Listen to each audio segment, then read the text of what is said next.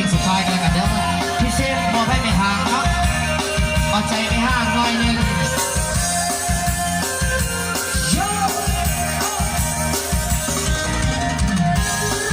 ไม่ห่างมาทางนี้ไม่ห่างมาทางนี้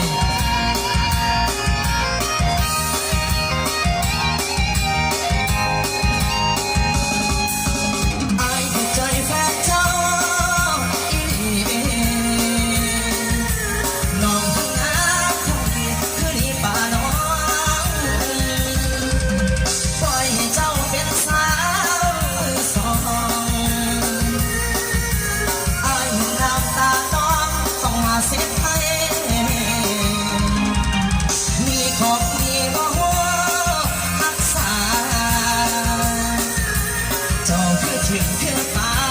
ก็หักสาไว้ไอ้มาเห็นจึงเป็นคนหัวใจถึงแม้ต้องผ่านสายแต่ไอ้บอกแค่มันบ่เจือนคือก็ฟังเสีย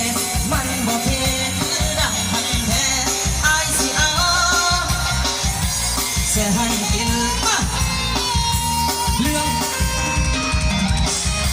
อยู่ที่ว่าเข้าใจกันมาสักใจ